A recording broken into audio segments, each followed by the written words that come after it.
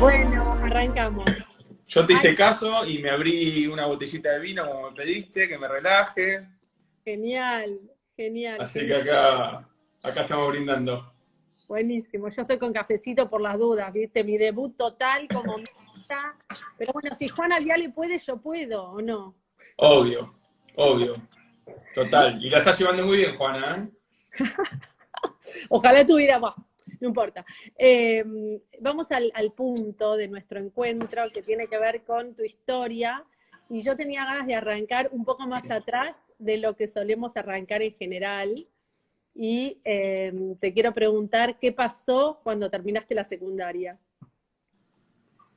¿Con quién vivías? ¿Dónde vivías? ¿Y Ok. qué pensabas hacer de tu vida? Yo, para empezar, eh, yo el secundario lo termino en el año 94 y bajo un poquito la música, con un poquito de jazz. Eh, y era bastante quilombero, digamos, en el colegio. Cuestión que en ese año quedo libre por segunda vez por amonestaciones, pobre mis padres.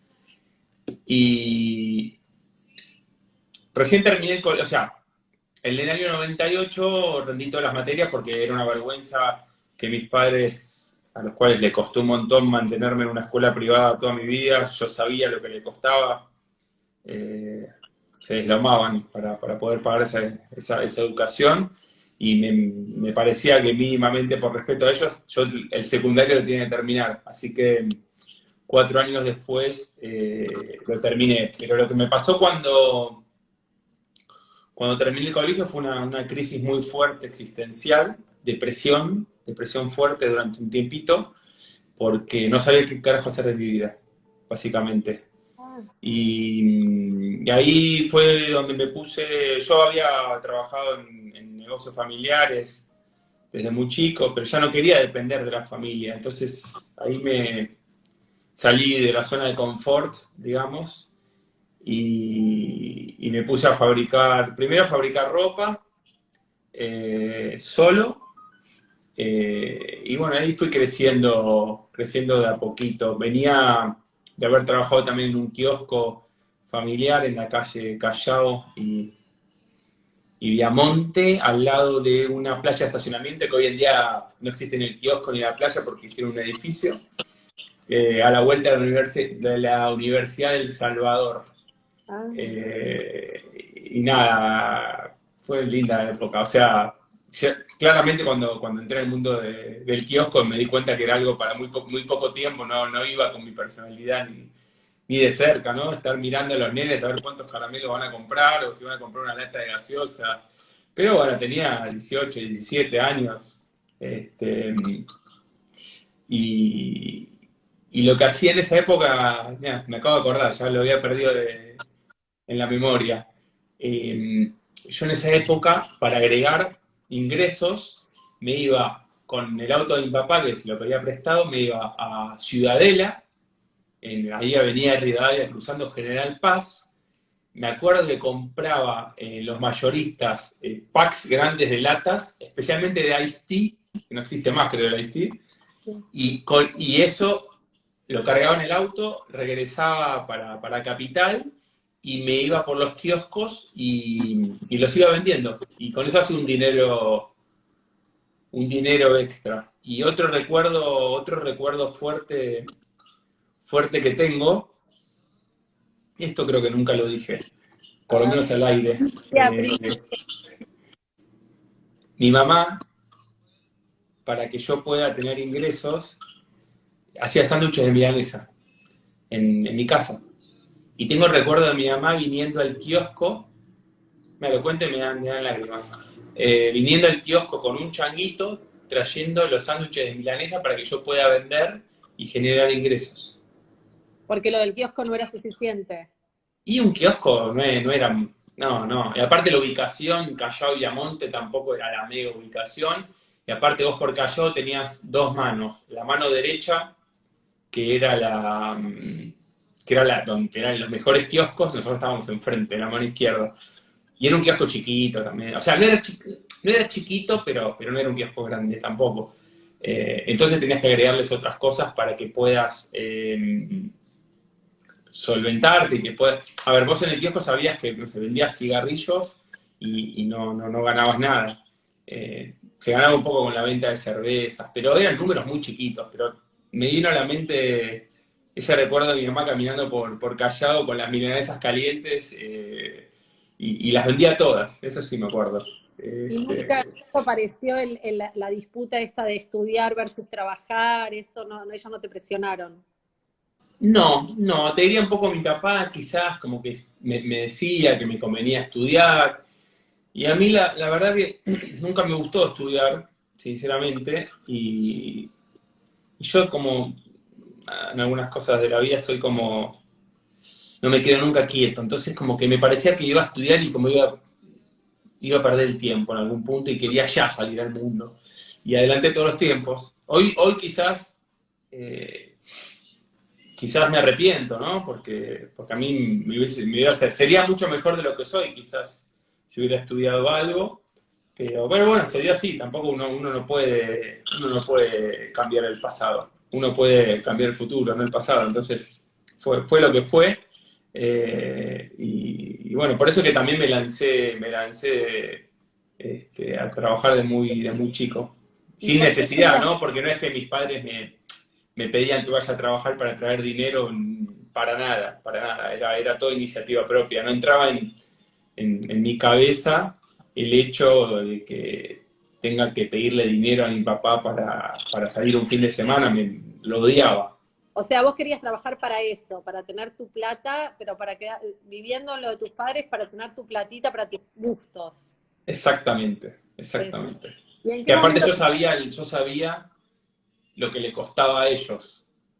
Ah, Bueno, para el que no me conoce, nosotros cuando éramos chicos, eh, cuando yo tenía edad de primario, vivíamos en un departamento, Avenida Córdoba 2088, a media cuadra de la Facultad de Economía, al lado de un bar que se llamaba Sócrates, no sé si existe. No, creo que hay un banco, ahora un Banco Galicia.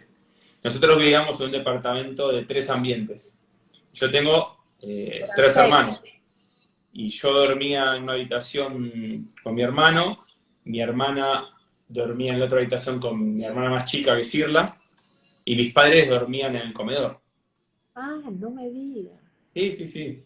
Entonces yo sabía todos los sacrificios que, Y los mandaban a colegio privado a pesar de esa situación. sí, obviamente con beca, ¿no? Pero sí, sí, sí, sí, sí. Mirá. Y bueno, entonces yo era consciente de todo lo que le costaba y por eso es que también decidí, digamos, independizarme económicamente. Pero también tiene que ver con el carácter. No Claro. todos somos igual, tiene que ver con el carácter de cada uno. ¿Y en qué momento se empieza a gestar? Vos dijiste en el kiosco, después la ropa, que empezar a hacer ropa no es tampoco algo sencillo para alguien No, chiquito. no, arranqué en una oficina, primero arranqué con una oficina que me prestaba mi tío tenía una fábrica de ropa que tenía su local, fabricaba para su local y por la noche me la prestaba para que yo con la tela que compraba traía yo no sabía ni cortar, ni Claro. hacer corte. Sabía molde, pero nada, muy básico. Y mi tío me prestaba la oficina por la noche y ahí hacía los primeros cortes para empezar a hacer la primera mercadería, que era una porquería. Pero bueno, era lo que me salía en ese momento. Y de ahí logré alquilarme mi oficina propia al poquito tiempo, en el mismo edificio, otra oficina, La Valle 26-28, enfrente de la comisaría ahí del 11.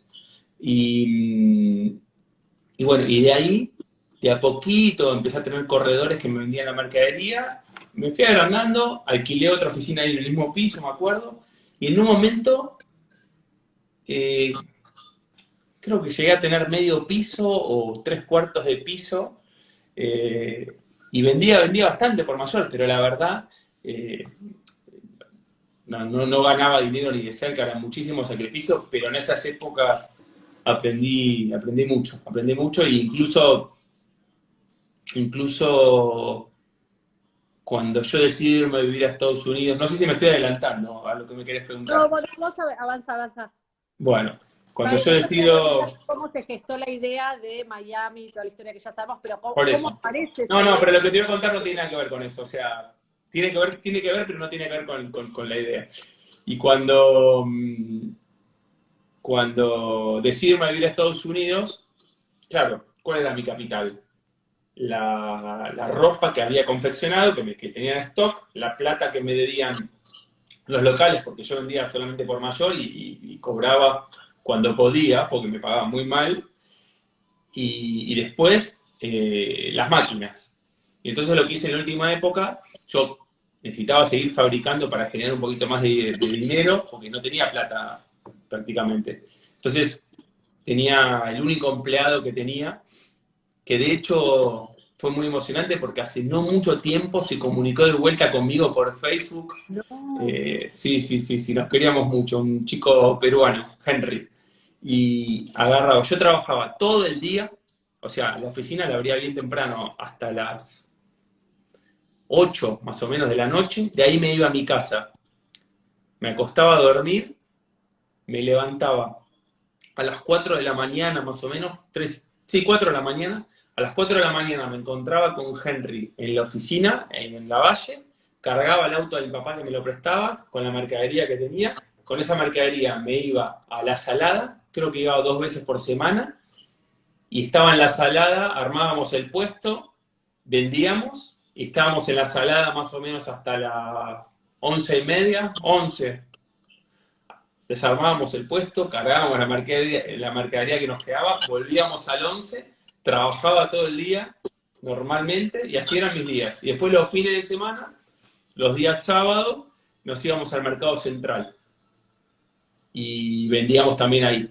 Y de esa forma me pude ir haciendo un poco de efectivo. Después, bueno, vendiendo un poco la máquina que había podido comprar de coser, de cortar. Nada. Y para así fue como.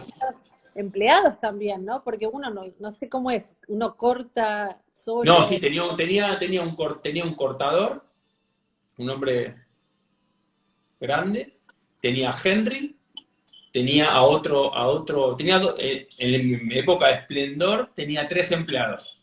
Ah, Y mira. aparte, todos los corredores es la persona que me vendían, ¿no? Los vendedores, que iban a comisión. Y yo les daba las muestras, digamos, de la mercadería, ellos salían a los locales y, y las vendían, básicamente. Y Así fue como.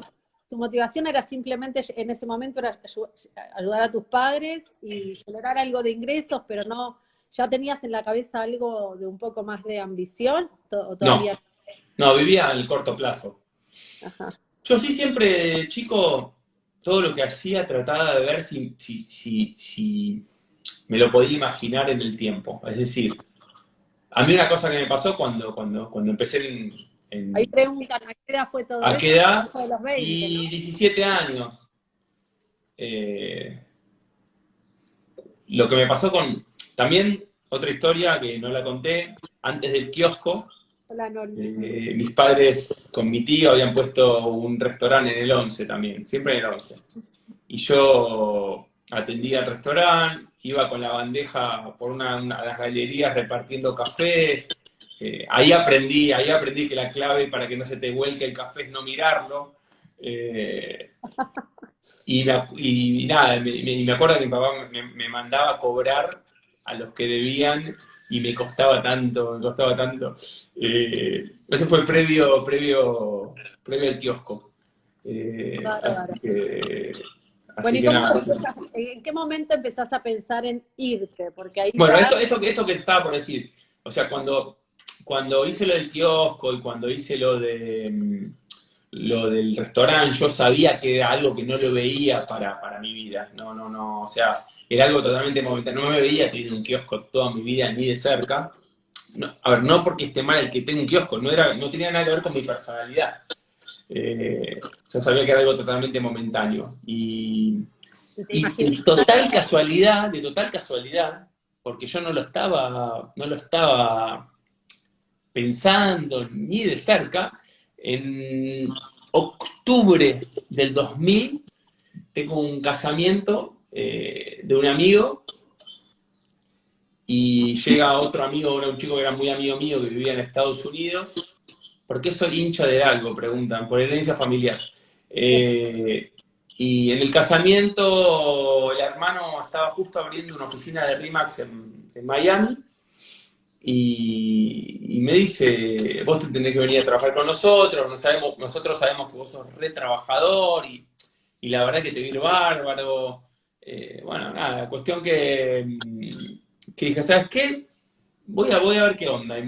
Ahí fue donde en noviembre o diciembre del 2000, habrá sido en noviembre creo que fue. Noviembre del 2000, agarro, me compro un pasaje y me voy unos días a la casa de mi amigo en Miami a ver de qué se trataba. Y ahí me flasheó, enseguida me encandiló todo el mundo inmobiliario. Y bueno, ahí es donde tomo la decisión de irme a vivir a Estados Unidos, volví a Argentina. Contale a la gente cómo te fuiste, en qué condiciones de, por ejemplo, tu inglés, tus contactos. No, cero. Inglés, yo lo que hago, mi inglés era inexistente, edad en el 2023 años. Y lo que hice fue cuando yo ya sabía que me iba, empecé a tomar 3, 4 veces por semana clases de inglés durante 3 meses. Pero en realidad no eran clases orientadas a hablar inglés. Vos cuando estás en Estados Unidos para poder trabajar en el mercado inmobiliario, tenés que tener una licencia. Entonces estaba totalmente orientado a rendir la licencia, Claro. que fue el famoso, yo conté en algún video, el famoso examen multiple choice, que fue durísimo. Y entonces mi nivel era muy malo y mi nivel de contactos era cero. Pero cuando digo cero, era cero. No conocía a una persona que podía ser un posible cliente. Y bueno, volví, hablé con mis padres, por suerte los dos. ¿Volviste y volviste a irte? Claro, tuve una semana en Miami. Ahí decidí que me iba a ir a vivir a Estados Unidos, claro. Ahí decido que me voy a ir a Estados Unidos, vuelvo a Argentina, hablo con mis padres. La verdad que los dos me recontrapoyaron, solamente en un momento, y es lógico, ¿no? Mi papá, nada, se me recontrapuso a llorar, me dijo, me acuerdo cuando eras chiquito, te llevaba a jugar al fútbol y me quedaba viéndote y ahora no te voy a tener nada más, y bueno. Y bueno, me fui, junté las fuerzas, todavía tengo el recuerdo, esto es otra cosa que nunca lo conté, creo, otra primicia. Tengo mi imagen, hoy, en este momento, el recuerdo me habrán ido a despedir, no sé, 50 personas más o menos en ese momento, Wow. amigos, muchos amigos, familia. Y tengo el recuerdo de estar caminando en Ezeiza, en el primer piso, que hay como una galería, no sé si ubicás, una galería a la izquierda. Vos tenés 2 escaleras, la escalera de atrás es como que subís a una galería que llegás a la entrada. Y tengo el recuerdo de estar mirando para abajo y ver a todos haciéndome así, y yo por dentro, hecho mierda, llorando, pero a más no poder, pero no se me caía una lágrima. Y me acuerdo que de ahí pasé migraciones, me fui directo al baño por mi hijo, te lo juro, habré estado 15 minutos llorando, pero sin parar y dudando de irme, porque era muy difícil, era muy chiquito, yo tenía 23 años. Sí. Y bueno, nada, y por suerte me fui. O sea, te creo porque a los 24 me fui y me pasó algo parecido. Así que sí. te creo perfecto. Casi me pongo a llorar, pero digo, no, mejor acá no es conveniente. No, fue terrible, pero bueno, nada, un poco el destino y un poco uno, y tuve la fortaleza de mantenerme en pie y seguir. Pero esa imagen de volver a mirar para atrás y ver a tu familia despidiéndote de tus amigos, fue durísima. De hecho, me acuerdo que me habían hecho una despedida sorpresa. A mí todas esas cosas no me gustan mucho, que me den cómodas. Y bueno, nada, la verdad que... pero fíjate que me había olvidado de esa situación hasta este momento. O sea, hace mucho no pensaba en esto. Sí, es muy lindo. Pero bueno, vos te fuiste pensando que te quedabas? No, yo me fui Era una experiencia. para juntar dinero y volver rápido. Yo le dije a mis padres, me quedaré un año, como Cuando mucho. llegaste, ¿Cómo? ¿a dónde llegaste? Llegás a Ah, Miami, ¿y qué tenés ahí? tenía a mi amigo Adrián Gleiser, Sí. que me estaba esperando en su casa. O sea, llegué, me vino a buscar al aeropuerto. Eh, Adrián Gleiser en toda esta historia es una persona clave, porque sin él no hubiese hecho nada de lo que hice. Entonces, él es una persona clave en todo lo que es mi historia. Viste que todo el mundo tiene una persona que te ayudó mucho. Bueno, él Sí. fue el. Después yo hice todo el resto, pero si él no me daba esa posibilidad inicial, yo el resto no lo podía hacer. Entonces fue como la persona más importante de esa época que yo tuve. Sigo en contacto con él, de hecho. ¿Y él estaba en Así que Rimac? el hermano de él había abierto un Rimax en ese momento. Ajá. Y empezaste. Mira, voy a contar algo que no sé si lo debería contar. Pero bueno, éramos Usalo. jóvenes. Éramos jóvenes. Él vivía en un departamento de 3 ambientes. Claro, y él estaba de joda, y yo no. Y era todas las noches joda, traía minas, quilombo, y yo estaba encerrado en la habitación por mi hijo, y no salía nunca. Y tratando de dormir y tratando de estudiar así. ¿Qué estudiabas? Nada, ¿cómo? ¿Qué estudiabas? ¿Inglés? Estudiaba para poder rendir el examen de real estate, Ah, la la licencia. licencia. Ah, ya de Y una te metiste a eso. de una fui a RIMAC yo. No, yo pensé que como agente podías no tener ninguna licencia. Ah, no, ya necesitabas la licencia para ser agente. Exactamente. Así que, Qué bárbaro. nada, al principio me prestaba su auto porque yo no tenía auto, no tenía nada. En Miami sin auto no te podés mover. Cuestión que nunca me salí del eje, digamos. Y bueno, hasta que yo llegué en abril, me quedé en la casa de él más o menos 2 meses, 2 o 3 meses.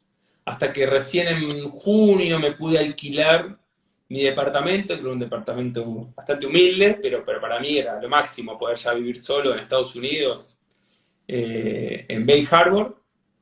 Muy linda zona, la verdad que el edificio era muy humilde, pero la zona era hermosa. Y bueno, nada, y de a poco, bueno, me compré el auto, mi primer auto que tuve en Estados Unidos, que ahí fue donde me quedé prácticamente sin dinero, porque digamos, todo lo que tenía lo invertí en el auto, y bueno, ¿Cómo y de hacías ahí para fui. conseguir, cómo hacías para conseguir clientes sin el idioma y sin gente conocida? Agarraba un CD que me daban en la oficina con todos los dueños de departamentos de todo Miami y me ponía a hacer llamadas en frío. Era la única posibilidad que tenía. ¿Qué idioma? En inglés, obvio. En En inglés. inglés, en el inglés que me salía. Era un inglés indio. Y así igual los conseguías. Y me costó muchísimo al principio. Al principio me costó un montón, me frustré un montón de veces, pero lo peor, y seguramente a muchos de los que están mirando les pasa o les ha pasado, lo peor era saber que si no generaba algo no tenía para seguir. Y para seguir me refiero para comer. O sea, por más que al principio yo, digamos, estaba en la casa de mi amigo, pero después ya no, y había que pagar el alquiler y los gastos del auto y la vida. Y entonces me deslomaba. Cada cliente que me aparecía, o prospecto, porque ni siquiera eran clientes, trataba de exprimirlo al máximo, de tratar de sacar todo el jugo posible. Y algo lindo que me pasó en mi etapa como agente, esto sí ya lo conté alguna vez, la primera persona a la cual le vendí, o la segunda, terminó siendo 6 años después la última persona a la que le vendí. O sea, yo trabajé muchísimo todo lo que tiene que ver con los referidos. Todos referidos. Sí, la primera operación la hice bastante rápido. Yo arranqué mediados de abril, más o menos, y la primera operación la habré hecho en mayo. Para el que conoce Miami, hay un hotel que se llama Casa Blanca, que queda en la 63 y Collins, y mi primer venta que hice fue una habitación de hotel, una venta de $55.000, Wow. que en ese momento para mí era la panacea. O sea, Nos está viendo una amiga mía que es manager de agentes, o no sé cuál es el cargo en Miami, Realtor Top de lo top. Patri, ¿estás por ahí? sí, alguna vez me la nombraste. Sí, creo que recién me mandó un mensajito. Ella pasó no importa, totalmente distinto, pero está en este rubro allá. Eh, Escúchame, y cómo fue vos por qué crees que te referían? ¿Qué es lo que pensás que te... Yo generaba digamos, una relación con los clientes que trascendía con los que generaba onda, obviamente, no con todos, pero trascendía eh, un negocio inmobiliario. O Porque eras sea, chiquito, o sea, ¿cómo? porque eras chiquito, eras un Sí, nene. sí, pero bueno, ya lo veía eso. Y aparte, al estar solo también vos necesitas relacionarte con gente, porque es durísima la soledad. Y bueno, en ese lapso apenas llego a un amigo que termina siendo uno de los mejores amigos de la vida, eh, y después dos más, una pareja de amigos brasileños, los adoro, y otro amigo más mendocino, eh, que hace un tiempito lo volví a ver también, y bueno, y era una contención espectacular. Y me acuerdo con Johnny, con el primero de los chicos, era el viernes que la mujer cocinaba, éramos re humildes, todos. Ellos, para que te des una idea, ellos en una época sobrevivían vendiendo flores en los semáforos. Wow.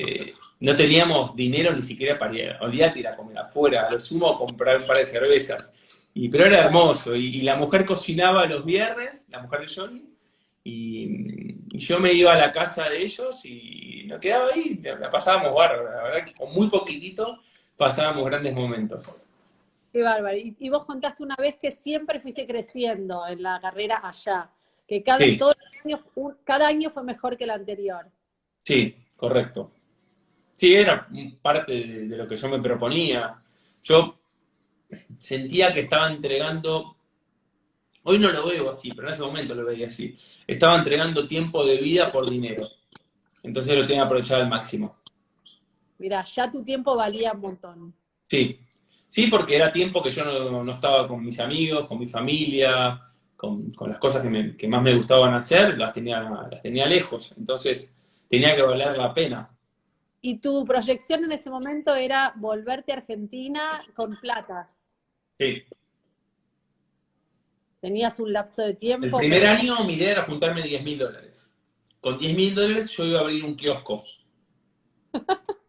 Esa era mi ilusión. Y bueno, y cuando junté esos primeros 10.000, sentí que podía para más y seguí, y esos 10.000 fueron creciendo o y me sea que empezó a gustar lo que hacía principalmente. lo del kiosquito te había gustado, pero ser el dueño. Claro, sí, sí, sí, sí, sí. Eh, no, y me empezó a gustar esto del mercado inmobiliario. Me empecé a dar cuenta que tenía una posibilidad de crecimiento espectacular. Este, ¿Y en qué y momento aparece la idea de volver volver a Argentina, o sea, vos cada uno de esos años fuiste creciendo en la misma oficina, cada vez produciendo más. sí. Y en un momento, ¿qué pasa? En realidad, a ver, la ilusión y las ganas de volver las tenía todo el tiempo, desde que llegué. Ah, Lo mío era, mis únicos viajes eran a Buenos Aires. Yo tenía, por ahí con el dinero que me gastaba en un viaje a Buenos Aires, me podía haber ido a cualquier lugar del mundo. O mismo dentro de los Estados Unidos tenés posibilidad de ir a cualquier lado, estás todo ahí al toque. Y todos mis viajes eran a Buenos Aires para ver a mi familia. Y en cada viaje la vuelta era mortal. La vuelta era Ah, porque mortal. venías de visita entonces, claro. Sí, sí, sí, la vuelta era durísima. Los primeros días en los cuales volví a Estados Unidos eran de llanto total. Me replanteaba un montón de cosas. ¿Hasta cuándo? ¿Hasta cuándo? Y en un momento, en el 2005, que era el momento donde mejor me iba económicamente, porque era mi mejor año de todos, yo me acuerdo que se lanzó un edificio en venta y yo en un mes y medio, estamos hablando de no los valores que manejamos en Argentina, eh, en un mes y medio vendí 12 departamentos, solamente en ese edificio, o sea, una guasada. Una guasada para lo que era la época, solo 26 años, era una locura. Y Claro. solamente ahí vendí 12 departamentos. Y ahí lo que empecé a sentir era que ya lo económico no me retribuía, ya no compensaba lo económico con lo personal. Entonces, ya es como que dije en un momento, dije, si pienso en lo económico no me voy a volver más, porque cada día me va mejor. Entonces, es como que no tiene mucho sentido. Y ahí, en un viaje que hago a Argentina, nada, hablo con mis padres, especialmente me acuerdo con mi mamá, y le comento esta idea de volverme. eh, y bueno, obviamente, imagínate una madre que un hijo le dice que se va a volver después de 6 años de vivir afuera. Estamos hablando de 2006 ya, 2005. 2005. Y ahí regreso de Miami, de Buenos Aires a Miami, y agarro mi casa, donde yo vivía, y la puse en venta. Y vos me conocés, sabés que no creo en la suerte, creo en Dios. Y Dios en ese momento estuvo a mi lado, y la primera persona que vio la casa, que era un vecino, a la semana o antes de lo que la puse a la venta, me la compró. Pero espera, Y una pregunta fundamental. sí, Cuando vos volvés a Argentina, ¿ya sabés que Rimax está acá? ¿O se está no, poniendo o no? no tenía la más mínima idea que Rimax estaba. Estaba, pero como nadie sabía que estaba, no tenía ni idea. Ok, o sea, Sebastián no lo conociste allá, No. No, aparte acá. Sebastián estaba en otro estado, no estaba Ok, en Miami. ok, a Rafa sí. Sí. Rafa me hacía las hipotecas. Con Rafa yo trabajaba, eh, creo que a Cari le compré una casa, me pareció. Yo compraba, cuando yo me empecé a ir mejor, compraba propiedades para reciclarlas y revenderlas. Y creo que a Cari estoy casi seguro que a Cari le compré una casa. Cari era Rieto, la mujer de Rafa. Sí, sí, sí. Eh, y, y nada, y ahí fue donde un poquito tomé la decisión, tuve la suerte digamos, de vender la casa y el 27 de mayo del 2006 llegué a Buenos Aires. Llegué a Buenos Aires. Mi papá, para que te des una idea, al día de hoy, mi papá tiene guardado el ticket del auto de Ezeiza. Qué divino, me muero. Escúchame, pero la casa entonces que vendiste allá, o sea que llegaste a comprar allá. No, mi primer propiedad la No compré entendí que al compraste año y medio de que llegué. allá. Pero compras todo Compraste. en Estados Unidos vos compras todo con crédito. Sí, ya sé, ya sé. Ah, pero yo pensé que alquilaba siempre y cuando No, volviste dijiste vendí, pensé, ok, no, no, no, qué no, no, no. Las últimas propiedades en las que viví las compré, las primeras las alquilaba. Y esa casa fue muy, muy, muy particular porque viví los últimos 2 años y medio. Era una casa, yo la había reciclado toda a mi gusto. Se pasaron grandes momentos en esa casa. me imagino. Era como la casa del pueblo. Bueno, y la idea de volver todavía permanecía lo del kiosco, ya no a esa altura. No, no, no. El kiosco duró al principio. No, no, ni ¿Y de ahora cerca. qué tenías en la cabeza? ¿Hacer Yo algo en mi de... cabeza iba a armar una inmobiliaria con el sistema americano, Ah, eh, igual que Rimax, que era el que yo conocía.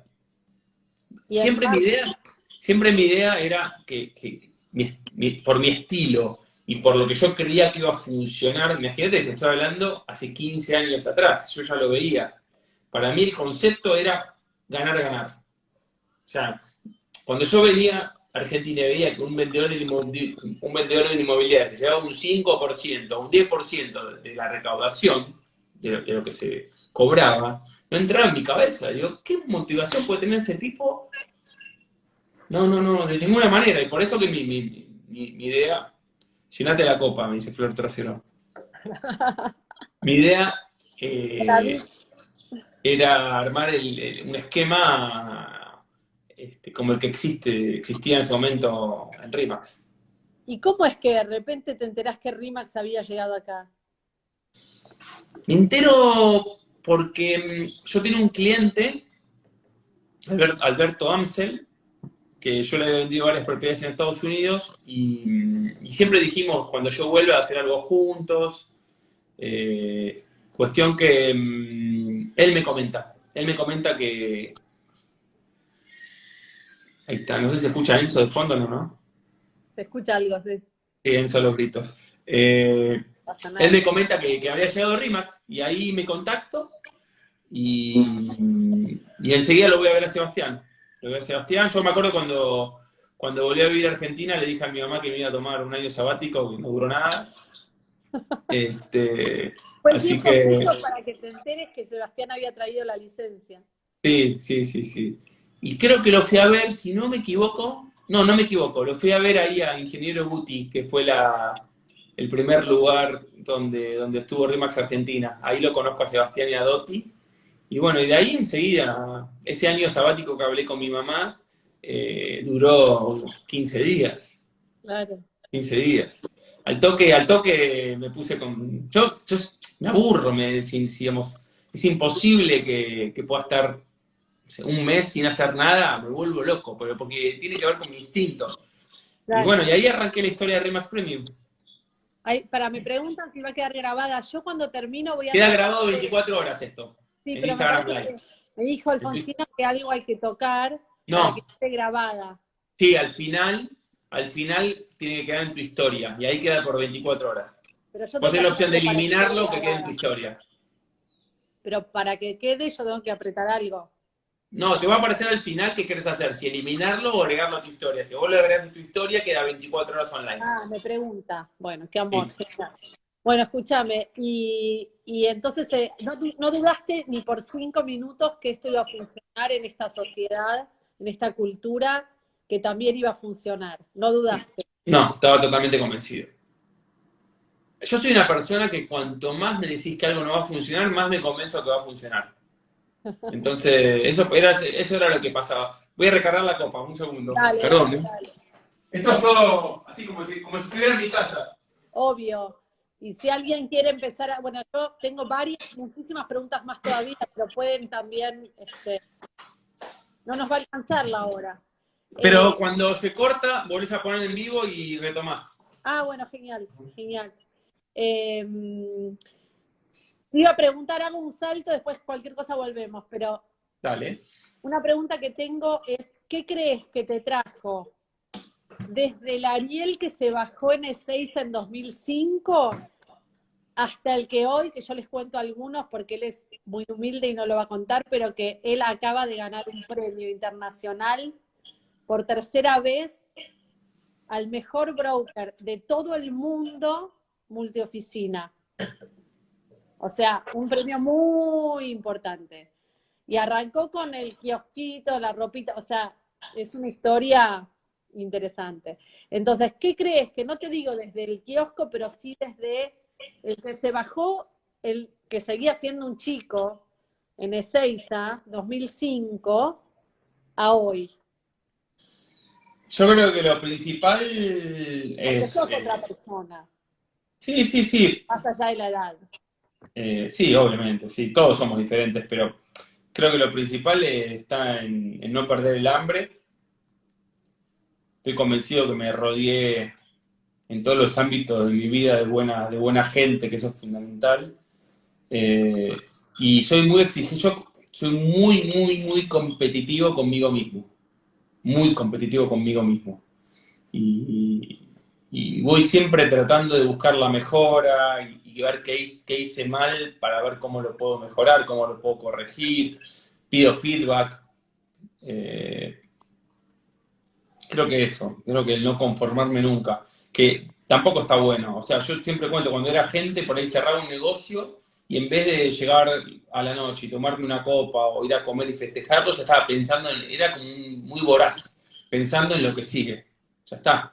Y ¿Seguís como así? broker también me pasa, ¿eh? Ahora aprendo a disfrutar el momento, pero antes no me pasaba. Antes era como que, bueno, lograba algo y voy por más, y nunca me pongo a disfrutar lo que tengo. Y cada día estoy trabajando conmigo mismo para no pensar en lo que no tengo y disfrutar de lo que tengo. El otro día lo escuchaba a Juan Bautista, que estuvo con Sebastián, y me vi muy identificado cuando dijo eso, ¿no? Esto de disfrutar lo que tenemos, porque si estamos siempre viendo lo que no tenemos, no disfrutamos nunca lo que tenemos. Entonces, yo tengo cosas hermosas en mi vida. Obvio. Y bueno, nada, las valoro un montón, porque vos generalmente valoramos las cosas cuando las perdemos. Entonces hay que aprender a valorarlas cuando las tenemos. Totalmente, totalmente. En todos estos años, si me pudieras contar 3, 4 cosas que aprendiste. Lo que más me costó a nivel laboral fue delegar. Fue delegar. Cuando vos trabajás muchos años solo, pensás que nadie lo puede hacer como vos. Y es una gran mentira. Y bueno, y aprender a delegar y a confiar en que otro lo podía hacer igual o mejor que yo, me costó los primeros años. Y con el tiempo me di cuenta que lo debería haber hecho antes. Pero bueno, al fin y al cabo lo hice. Y después otra cosa que le aprendí en la vida tiene que ver con cuando te pasa algo, aún cuando no es lo que esperás que te pase o no es lo que te gusta que te pase, es lo mejor que te debería pasar en ese momento. Entonces, aprender de eso, es decir, por ahí si me está pasando algo malo, es lo que tengo que pasar en este momento para aprender de esto. Y es lo que el destino en algún punto dice que me tiene que pasar. Y aprendo mucho de eso. Y después otra cosa que me costó un montón, y en esto también me apoyó mucho en gente cercana, es a trabajar con el ego. Yo no sé si estaba preparado para el éxito. Entonces me encontró por ahí por momentos de mi vida al principio, especialmente cuando uno es muy joven, donde te empezás a creer cosas que no sos. Y yo siempre digo, te compras un personaje que no sos. Y por ahí empezás a mirar a las personas desde arriba y, y despectivamente. Y lo cuento porque realmente lo hacía, me pasaba. Bueno, y en un momento hice como un clic, que me di cuenta que eso me hacía mal. Y bueno, y aprendí Y a lo pudiste disfrutar del éxito, cambiar. pero para no marearme, con el éxito. Eso es fundamental. El trabajo del ego personal de cada uno es importantísimo y bueno, para eso también tiene que ver con la gente con la que uno se rodea y saber escuchar. Porque si yo, cuando alguien me marca algo, me enojo, lo único que voy a lograr es que esa persona nunca más me diga nada positivo. Claro. Entonces, nada, yo era muy reactivo, yo era recalentón al principio, porque era así Bueno, de chico. justamente una de las cosas que te iba a preguntar, porque desde que yo te conozco, que ya van a ser en julio 8 años, yo no te vi caliente nunca. No, No, nunca te vi perder el no, a control. ver, seguramente estuve caliente, pero no lo demostré. Bueno, yo no te vi perder el control y te iba a preguntar cómo hacías, si fue un logro conseguido con esfuerzo o es tu naturaleza. Un logro conseguido con mucho esfuerzo. Mirá, Cuando, por lo menos, digamos, lo que me pasa a mí, cuando vos estás en ahí la eh, gente está re contenta con estar escuchándote. Eh, me emociona de verdad. Cuando vos estás en una posición de privilegio, por ahí Sofi, como me pasa a mí, tenés que ser muy consciente del impacto de las cosas que decís y de las reacciones que tenés. Entonces, yo estoy en una posición en la cual, si yo reacciono, primero me daño yo, pero después puedo dañar mucho al prójimo. Y, y en esto aprendí de mucha gente. Una de las personas que más me ayudó en esto fue Mariela Greco, que sé que está ahí por ahí porque vi algún mensaje. una diosa Eh, total.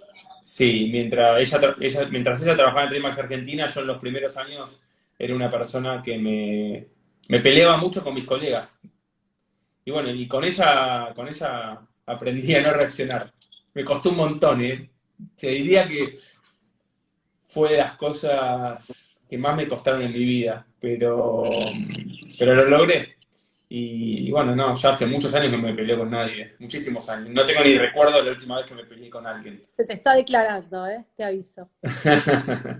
Así que, Y otra cosa que a mí me impactó desde el principio, pues son cosas que yo observo, es que tenés, bueno, lo que dice Steve Jobs que hay que tener, que es como una forma muy simple de analizar los problemas, como un enfoque de mucha simpleza, para uno, por ahí yo te voy a contar algo con 380 palabras y vos me respondés con un monosílabo que lo resolvió. Y eso bueno, es pero yo hablo así para también. El que me conoce, yo hablo fácil. A mí no me no, gusta no, la pero no es por gente. fácil, es simple, uno se enrosca, como que un tema con un cliente tiene un vericueto y el otro, y cómo hago, porque no sé qué, y vos, tuc. Es impresionante. Pero Pues te ahorra muchas. eso creo yo, ahí ya no sé si hay una mejora, creo que eso es un poco innato. Ah, eso. Me parece, no. O me sale sin pensarlo, digamos. No. Ahí no sé si hay una preparación. Yo no me preparo para eso. Por ahí, yo cuando vos me preguntás algo, te contesto con mi sentido común, que creo que es lo mejor para cada situación, básicamente. Y aparte, el haber sido agente inmobiliario previo a haber sido broker, también para mí es mucho más fácil ponerme en tus zapatos. Claro, sí. Pero es impresionante eso para mí, lo de el enfoque simple de las cosas. ¿Qué aprendiste de otros? ¿Quiénes fueron tus mentores? Y los primeros mis padres. Eh, yo tengo un recuerdo que me marcó mucho cuando mi papá tenía el restaurante, perdón, no, previo al restaurante fue esto, teníamos un negocio de ropa y, y a mi papá le había quedado una deuda con un proveedor y mi papá se va del rubro textil y incursionamos en ese restaurante, un restaurante en el 11 y tengo el recuerdo de, de que el primer dinero que mi papá ganó fue para pagarle a esa persona. Y yo estaba con mi papá cuando fue y le pagó. Y me acuerdo, a mi papá le decían champa también, le dicen, eh, que la persona a la cual mi papá le pagó le dijo, no esperaba que me pagues, y la verdad que cualquier persona en tu lugar probablemente no me hubiese pagado porque vos ya no estás más en el rubro y nada. Y bueno, esos valores me marcaron de por vida. Digamos, con los padres que tengo es imposible ser una mala persona. Y creo que digamos, el principal ídolo, los principales ídolos claramente son ellos. Y después me nutrí mucho de... A mí me gusta mucho el deporte, entonces me nutrí mucho de deportista, siempre, digamos, mi emblema futbolístico, pero no solo por lo que fue como jugador de fútbol, sino lo que es como persona es Enzo Francescoli. Para mí es un ejemplo en todo, en todo. Y bueno, ahí es donde empecé a ver personas. Después, mucho la filosofía del Pep Guardiola. Y bueno, ahí te diría, después, Sebastián Sosa, te diría también en la parte humana, aprendí un montón de él, muchísimo, muchísimo en cuanto al ser una buena persona. Y después toda la gente, yo con la que trabajo todos los días, eh, desde Víctor, a Rafa, a Marianela, toda la gente que me rodea en el día a día aprendí y aprendo un montón, un montón, un montón. Y creo que todos fuimos mejorando, no solo yo.